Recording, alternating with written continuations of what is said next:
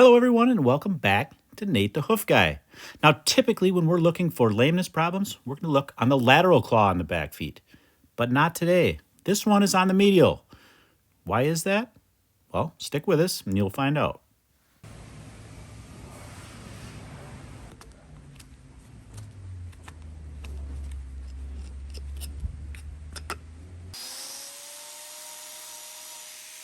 Now, if you've spent much time watching my videos, you know that a lot of the problems we find are related to pressure, either from slips or from too much weight being on a particular claw. Now, typically, that lateral claw, that outside claw on the back foot of a cow, is the one that's going to take the majority of the weight, especially when that foot loads when it first comes down and touches the ground. So that's why we typically see most of the problems in that claw. But today's is in the medial. So why would that be?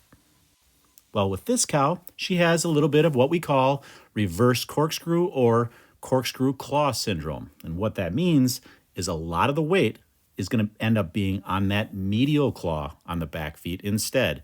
Meaning when she takes that step, that weight, that ground force contact when her foot touches the ground is going to actually land on the medial. Therefore, those same problems that we typically see on the lateral, we're going to see more of on the medial claw with cows that have corkscrew claw syndrome.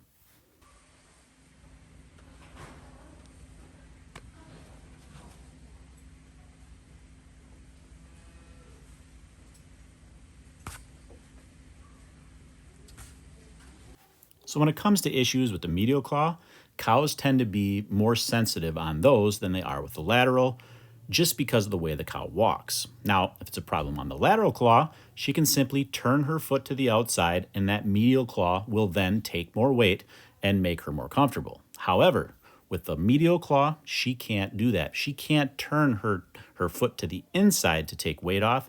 It's just not possible the way that her bone structure is. So, therefore, they tend to show more symptoms when it is a medial claw. Even more so important why we have to get to these right away.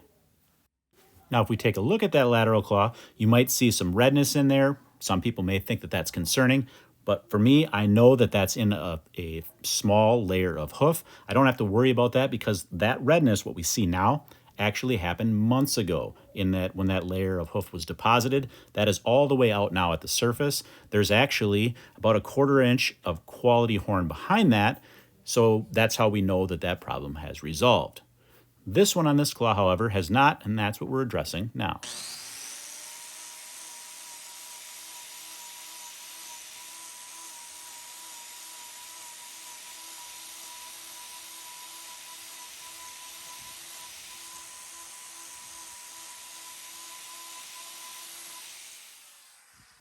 Right here is where that initial problem was, so it's safe to say that we're going to need to remove all of this.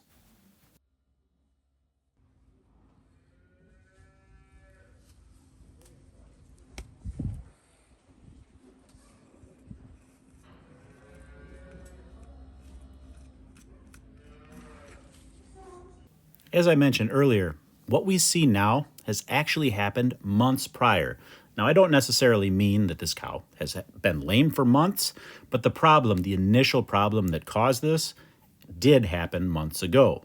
And the way we know that is that as that horn is developed, that's when that flaw happens. The redness on the lateral claw, that was deposited months ago as that new hoof horn was deposited. These white line issues a lot of times can be the exact same way. If there's a flaw in that white line due to pressures and that white line doesn't develop properly, eventually that flaw is going to make its way to the outside. That's when this claw becomes vulnerable. That's when bacteria can get in there and start to cause problems.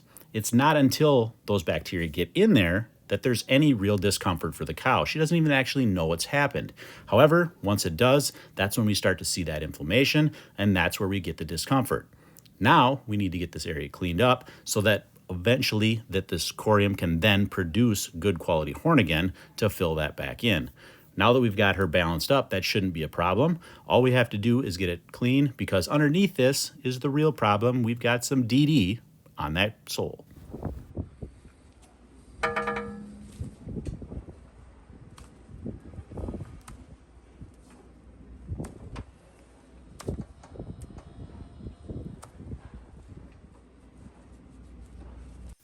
Now that the majority of my knife work is done, and I know that this block is not going to be a problem, I can get that on now.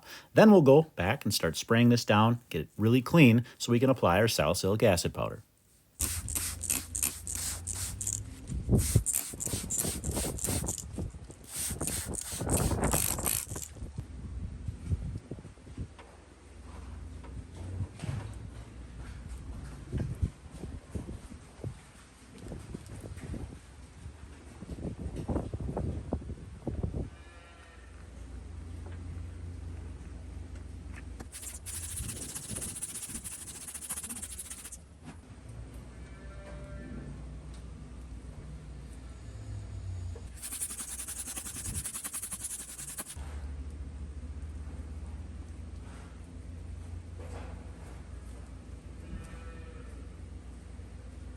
Now, if you've seen me tackle DD in other videos, you notice that I used a copper sulfate paste. In this case, I'm using salicylic acid because it's milder, and in this case, that DD is on the corium, so we need a milder product to help treat that.